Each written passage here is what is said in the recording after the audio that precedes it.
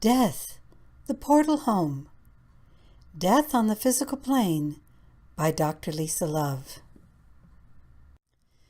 In a previous video, I spoke of 6 different views of death, which includes death equals nothing, which is the materialistic paradigm where you die and you're simply worm food and that's it. There's nothing that happens after death. And that view is pretty predominant in secular society and also in Western culture.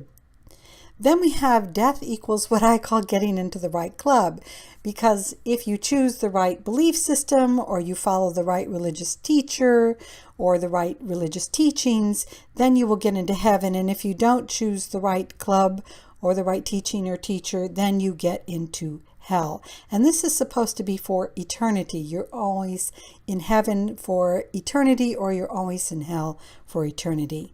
Then there's the view of death equals evolution, which simply put, you don't end up forever in heaven or hell. You get a chance to grow or evolve, either from hell through purgatory into heaven or through many heavens. Then there is death equals evolution plus resurrection, which means at some point you get to come back, either by reanimating the physical body once you've evolved enough, or by coming back into some sort of light body or resurrection body. Then there are the views followed mostly by Eastern religions, though there is an argument that they were also there in early Christianity, which has to do with reincarnation. So this view is that you evolve through many different bodies, physical bodies, and after you get to a certain level of refinement of the physical body, you no longer have to be reincarnated anymore. And that can lead to a final view. Reincarnation eventually leads to resurrection, which is after you come back in enough physical bodies and you refine them enough, you create the resurrection body, which is either perfected diamond body, physical body, or it is a light body that is able to live for hundreds, maybe even thousands of years. Now, why I've given you a brief summary of this is as we go into death in the physical body, we're going to see that there's a lot of agreement about what happens at the time of physical death. One of the reasons for that is it's so easy for us to observe. Now, I want to introduce you to a model that we're going to use throughout the rest of this Death in the Afterlife series. And I'd like to tell you that the reason I'm choosing this model is that it's helpful to a limited degree with the death is nothing view. Why only to a limited degree is because after this video where we talk about death of the physical body, that view says nothing else happens, and anything you think happens is simply fantasy or brain hallucination. It's also useful to a limited degree with the right club model of death, which I'll explain more in future videos after this one, but I'm especially picking it because it's useful for all 6 models. They all fit in this model somewhere, and that's what you'll see throughout this series. So let me introduce you to this model. First of all, there are 7 stages within 7 different evolutionary larger sections, and here I've put a rectangle here for you to be able to see one major section, and we'll look at all of these sections in the next slide. And each horizontal rectangle, each major section, is said to have 7 different levels within it that also represent evolutionary stages. So there are actually 49 stages in total in this model, and each one is said to represent something that goes on both in life and in the afterlife. So let's look at the 7 different sections of this model, which are also known as planes, and they're said to be different levels of vibrational frequency. Now, as we go through this, please understand it's probably not really this kind of step-ladder approach. It's probably all interpenetrating, it's probably spherical, but for convenience sake, so that the mind has some sort of ability to create a conceptual model, this is how it's being set up.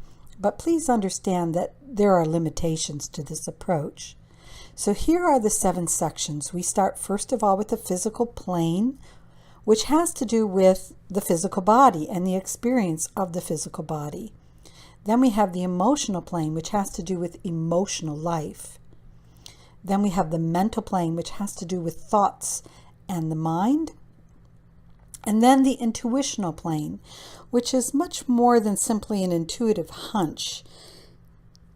Then we have the spiritual plane and 2 planes that are said to be super spiritual. Now, I'm not going to get into all the specifics in this particular video. We're only going to concentrate right now on the physical plane. But if you follow through this series, you'll get a lot more understanding of these sections.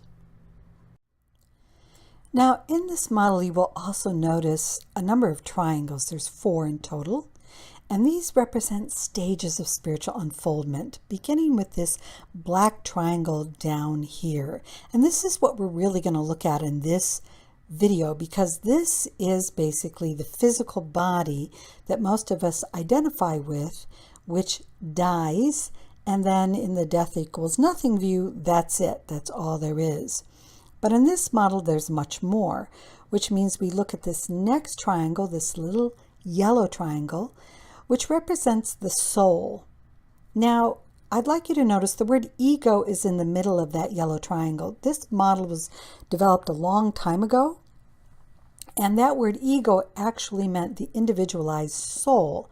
Now, when I'm doing this video in 2016, we've come in popular culture to use this word ego in a totally different way. We now see it as the selfish, individualized personality that thinks only of itself and doesn't consider spiritual values.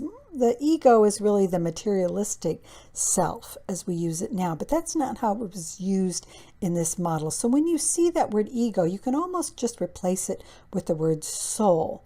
So this is development into the soul. Now notice these lines that crisscross and form this kind of hourglass here. The idea is at some point, this little black triangle, you, the personality, become more and more infused with spiritual, soulful qualities so that the soul ego self is reflected into who you are, and you live as a soulful being in the world. Now, there are also 2 other levels of spiritual development represented by these 2 triangles here, and we're not going to get a lot into that in this particular video, but they represent even higher stages of spiritual development. We could say that the big triangle, which is part of the intuitional plane, is like Christ or Buddhic-like development, and then this other equilateral triangle on the top, on the what's called the monadic plane, is a state of development that is actually even beyond human in this particular model. But we're not going to worry about those quite yet. The main thing I want you to focus on is the idea behind these triangles is that at first we're too identified with our physical body, that little black triangle below. This is the materialistic paradigm. That's all I am. And when this little black triangle physical body dies, I die. That's it. None of the rest of this stuff, none of these other levels of development represented by these triangles exist. I'm just simply dead and gone. For this reason, we really can't sense or experience the higher levels, and we feel they don't exist.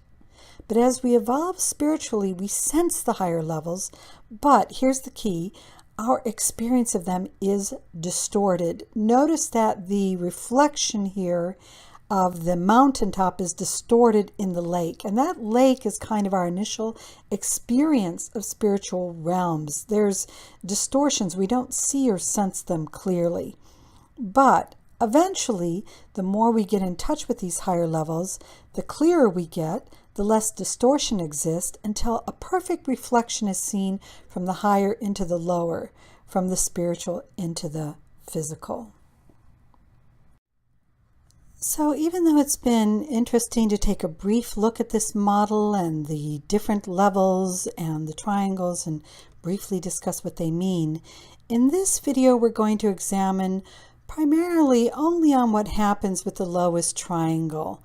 or the reflection of who we think we are as the physical body, the physical self, and how that is eventually released from the physical world. And as we do so, we are going to go step by step with what some spiritual systems state happens when the physical body lets go and passes on.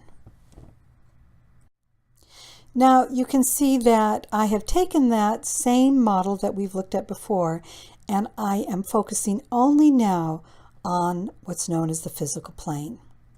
So to begin with, in this model, we remember that there are 7 different levels attributed to each one of the planes. And here we have 7 different levels attributed to the physical plane, with a black triangle again standing for the appearance of any physical body that we live in.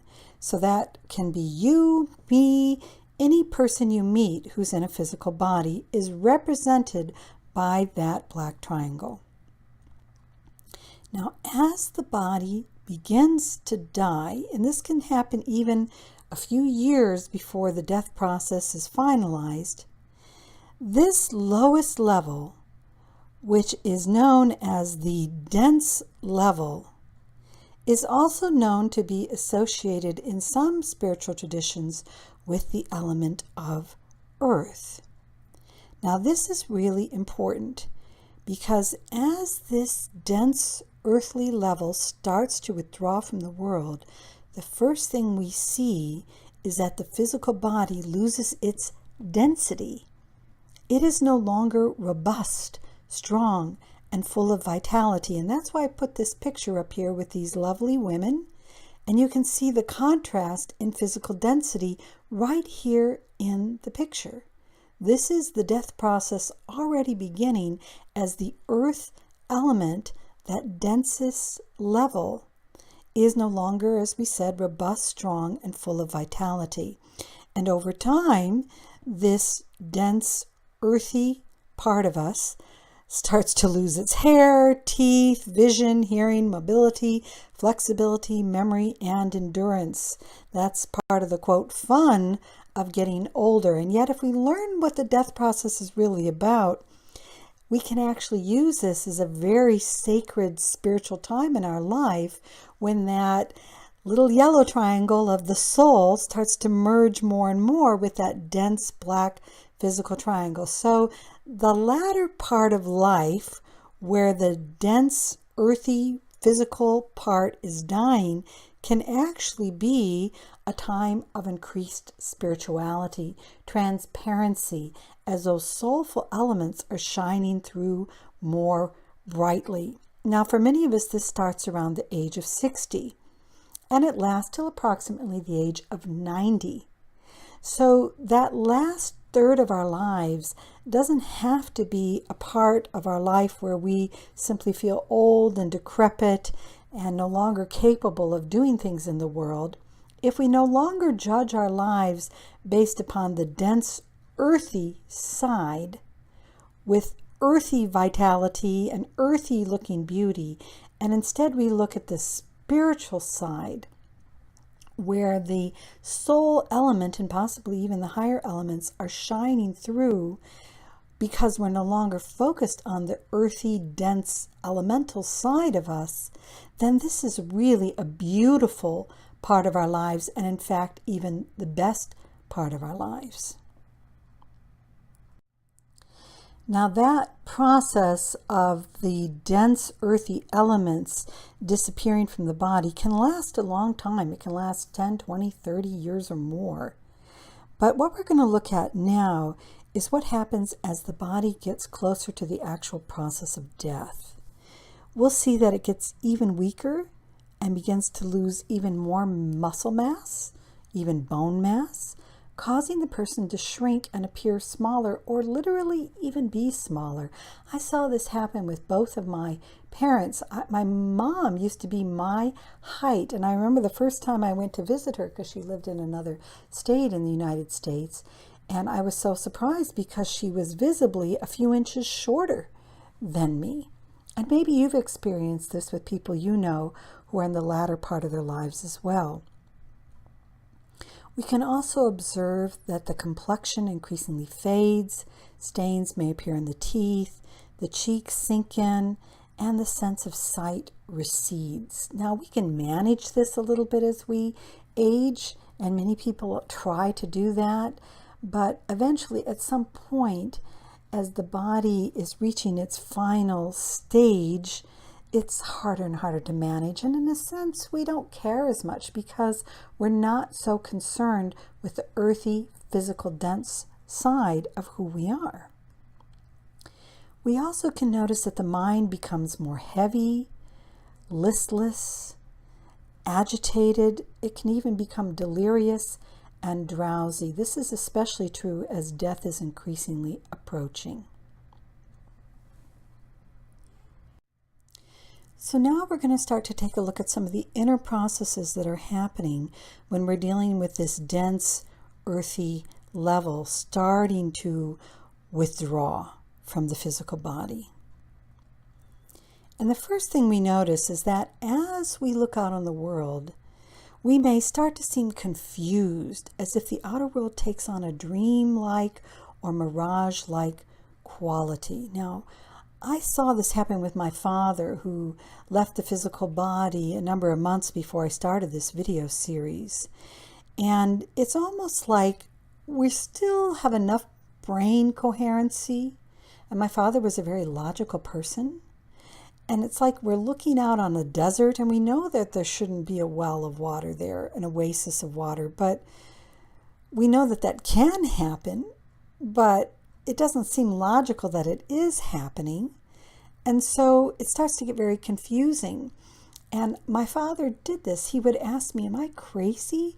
Because he would start to see and sense things that his logical mind told him shouldn't exist. They could exist, but they really shouldn't exist. So he was very disorientated. Now, when this stage begins to occur, we're also told that the Alta Major Center, found at the back of the brain, is activated. Now, we don't have a lot of understanding of what happens with this Alta Major Center. It's said to be related to the medulla in the back of the brain, and it's said in spiritual literature to have something to do with the storehouse of memories, not only of this life, but some say also of other lives. But let's just say it's only this life for now. And it could be that this is why we see people begin a review of the events of their life, which is preparing them actually for impending death to come. Now, usually when we're in this stage, we have a period of about 1 year or less before death will happen. And I know I did this with my father. I worked to consciously help him review his life. And I encouraged my mother, who didn't know a lot about this stuff at all, but I started to teach her a little bit about it. But I encouraged her to just simply start a life review. And my father was very comforted.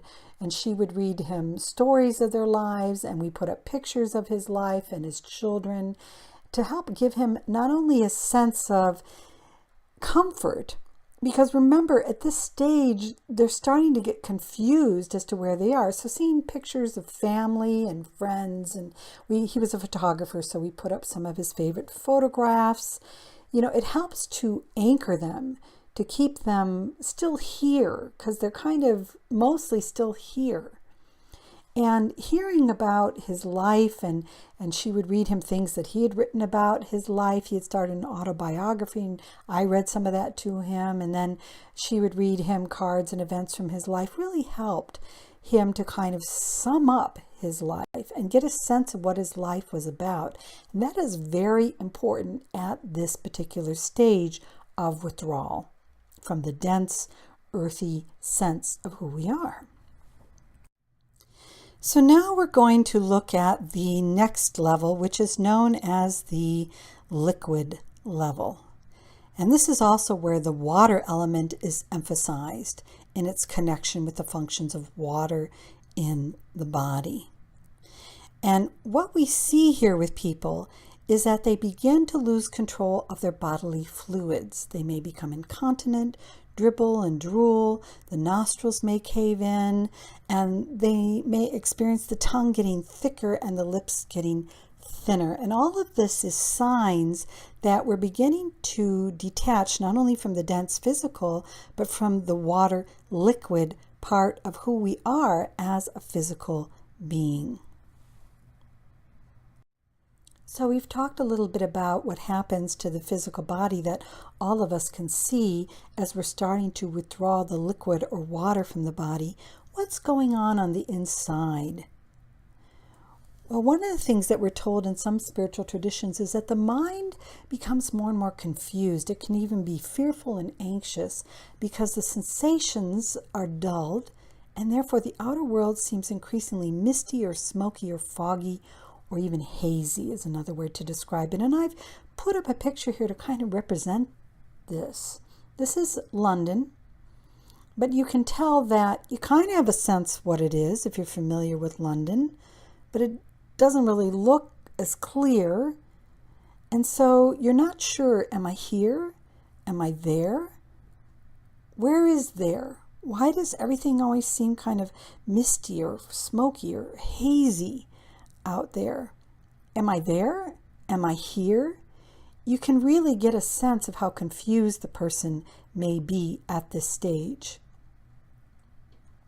Now, some systems of thought say that the pituitary gland, which I am circling for you here, with its capacity to coordinate thoughts, feelings, and actions, starts to decay, leading to a more disorganized and confused way of being. The person oftentimes will not seem like themselves.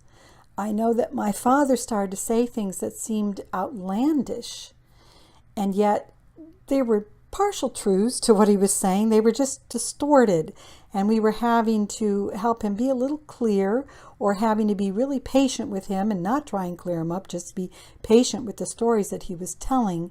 But I saw that disorganized, confused way of talking about his life, sharing his life, relating to himself, relating to us, happening at the same time that he was going through this stage.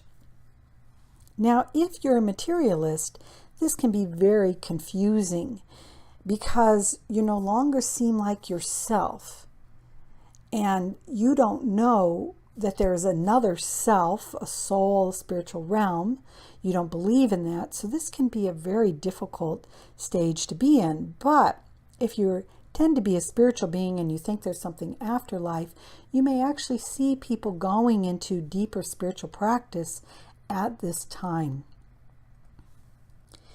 And finally, when this stage is reached, we are told that death of the physical body is usually 6 months or less from taking place, when the liquid and water is starting to leave the body.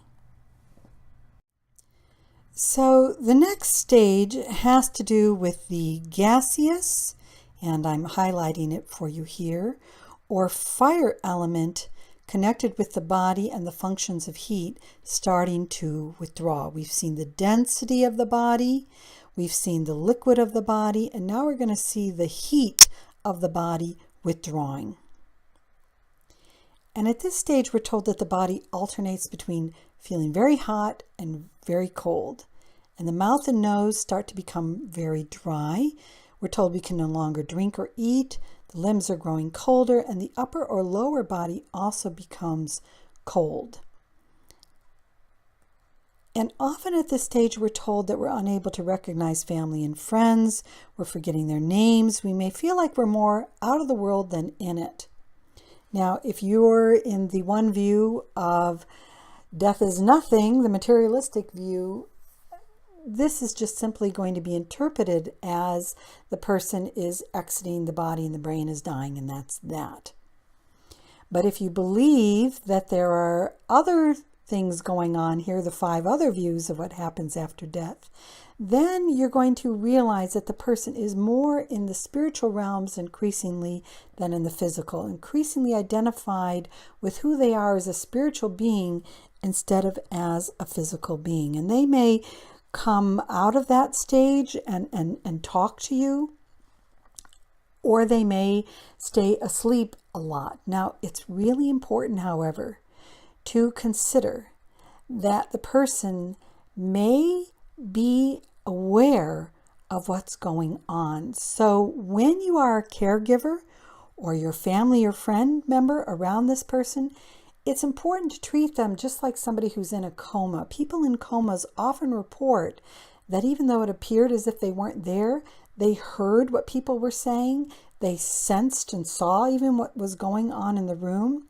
So it's very important to act as if the person is still aware, even though the person seems unaware. And I actually saw this with my father, and I started to encourage the caregivers around him to act as if he could sense and hear what was going on. And sometimes he would say things that validated that. He'd kind of open his eyes and come out of a little bit and make a comment where we understood that he was in fact aware of what we were saying and doing.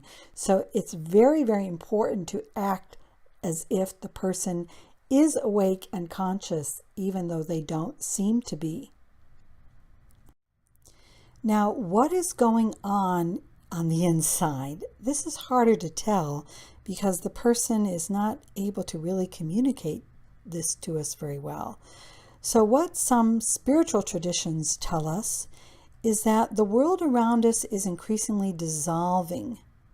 And we are told it dissolves into a kind of reddish black space filled with images like sparks or fireflies. Now, this isn't so hard to imagine. If you close your eyes, many of us know the kind of spots that we see, like little lights that appear with our eyes closed. So this is similar. Number one, the person often has their eyes closed. And even when the eyes open, the world seems increasingly spotty-like.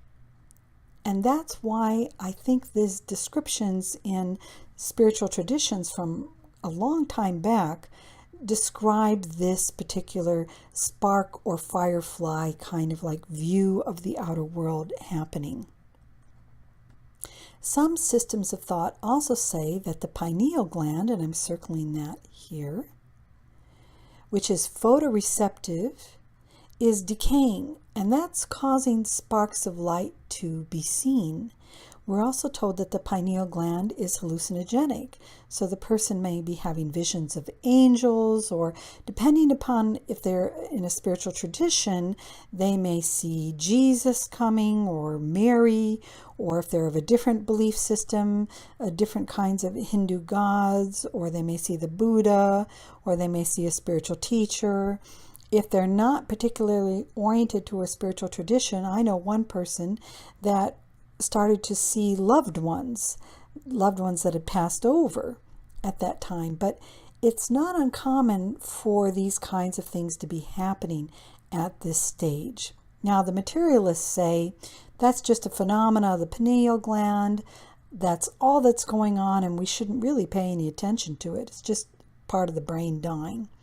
But those of us that are oriented towards spiritual beliefs of what happens after death see these things as real. Just because we've got the television on and we're seeing things in the television doesn't mean all of that is within the television.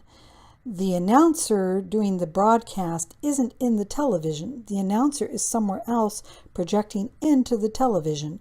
And those of us that are not materialists say that these seeming hallucinations are really projections of beings that may actually exist projecting through the television or the brain. Now, when this process is happening, it is said that death is likely to happen within a month or less. Next, we are told that the etheric, and I'm highlighting it here, or the wind or air element, emphasized with the functions of breathing, start to leave the body. So we've had, kind of going over things again real fast, the physical density of the body leave, the liquid of the body leave, the gaseous or heat, fiery aspect of the body leave, and now the etheric, which is called the fourth ether in this model, or the air quality of the body is starting to leave. And at this stage, breathing is becoming very labored and difficult. Inhalations are usually very short. There's that rasping sound, panting may occur, and what is known as the death rattle may be heard, which is actually a gurgling sound that occurs as fluids accumulate more in the lungs. The eyes may also roll up. This is actually an actor here.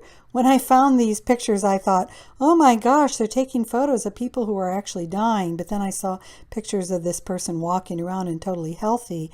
But I think he did a very good acting job of illustrating this process, especially with the eyes rolling up. So bravo to him.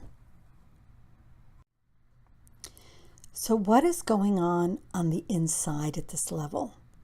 And again, this is very hard to really understand, though there are spiritual traditions that have taken some time to really attempt to master and see what's going on here. So let's talk about them.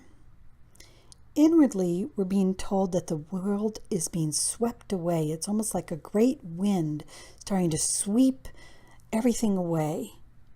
One's life, one's memories, it's all going.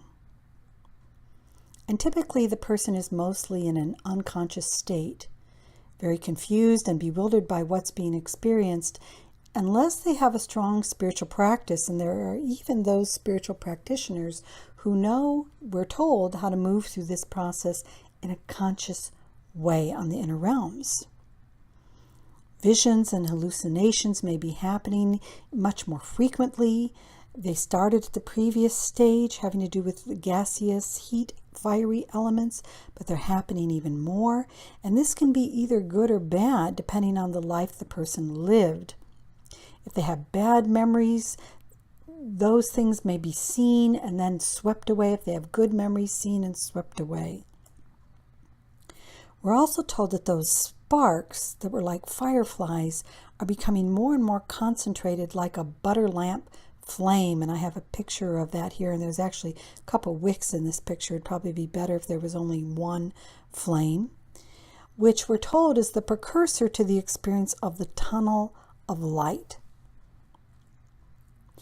And when these signs take place, the person is likely to pass within a few weeks to possibly even 1 or 2 days. Now it's interesting because my father, who was passing away, I realized was starting to head into this labored breathing stage, and I let my family know that I thought he was going to pass that day or within the next day. And I actually had an experience of him coming and saying goodbye to me. Materialists will have a hard time with this, but I had an experience of him saying goodbye to me hours before my mother called and said he had just passed.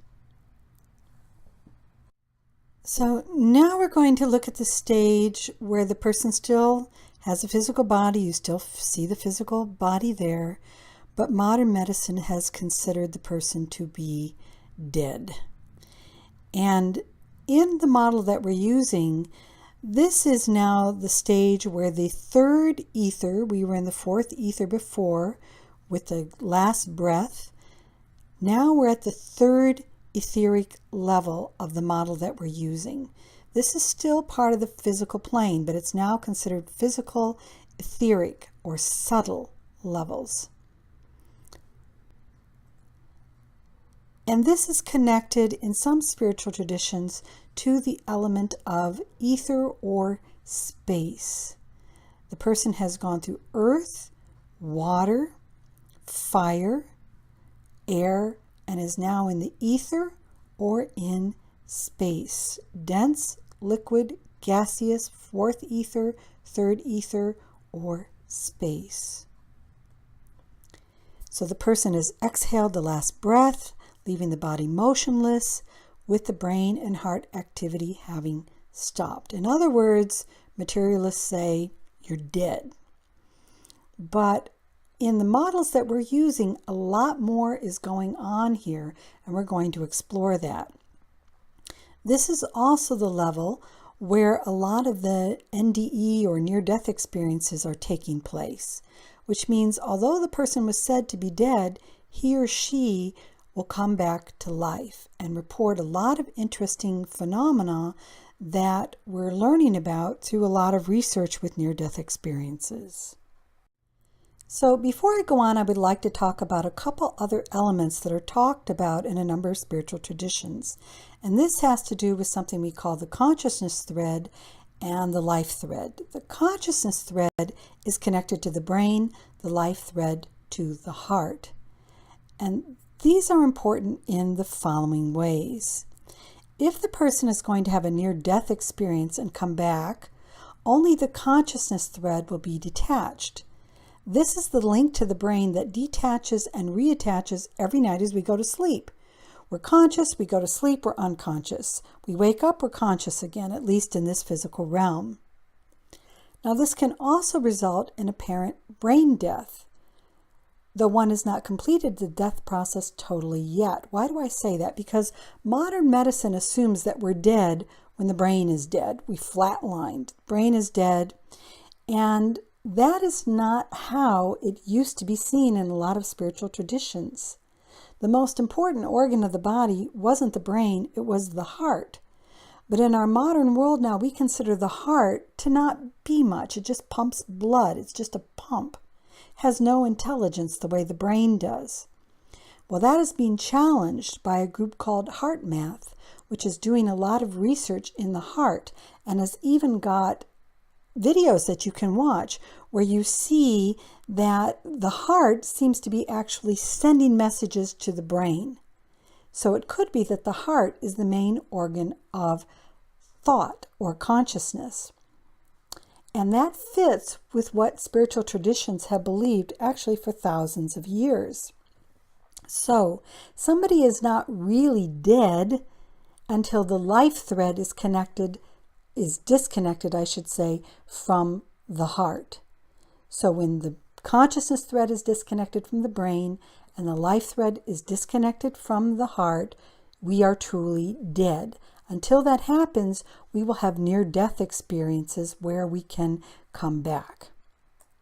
Now, a lot of near-death experiences involve, we're told, a life review, being able to travel about in a flash of thought, entering a dark space, and seeing a tunnel of light. So these are all things that you can read about in the near-death literature, and these again are said to be related to the third ether of the physical plane. And here we have, however, the idea that if the person is not meant to return, they will actually go up to the tunnel of light and go through it. So it's not just seeing the tunnel or being drawn to the tunnel or being surrounded by light and talking to family or friends, which we see in near-death experiences. It is actually going through the tunnel completely to the other side, we are told. And that lifts us up into the second and the first ethers of the physical plane. And at that point, the heart thread or link to the body is said to be completely broken. And with the life and consciousness threads detached, there is no opportunity of return. And the physical body starts to totally break apart and decay.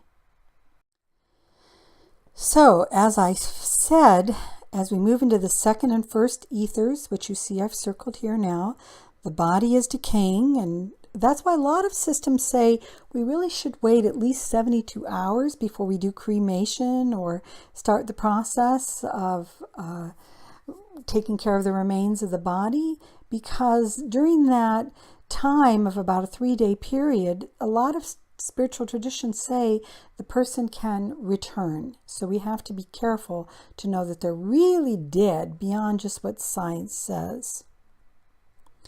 For those who have built up a spiritualized physical body while alive, we're even told that the body may take a long time to start the process of decay. For weeks even, the body may appear as if it is still alive, with the normal signs of decay not being there.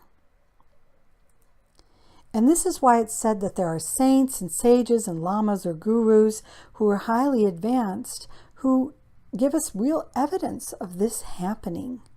We do not see the signs of decay for at least 3 days or a week or sometimes even longer than that. And it is also said that when we create the resurrection body, it is made up of the substance of these two planes, the first and second ethers. So we have to be really advanced to be able to work in the first and second ethers in a conscious way, where we can manifest an emanation, a projection of the physical body, either as a light body or reconstitute the physical body altogether, a concept that will seem absurd and ridiculous to materialists. But as I said, at this point, we're not dealing with that anymore. So if you're a materialist watching this video, you're going to have to keep an open mind. You can just simply stop watching the videos altogether. And I hope you got something out of what you did see, because from now on, we're going to need that open mind to be able to continue. That's the end of this video on death and the physical plane, and to let you know the photos were purchased for use from 123rf.com. The narration was done by myself, Dr. Lisa Love, and you can learn more about me at drlisalove.com.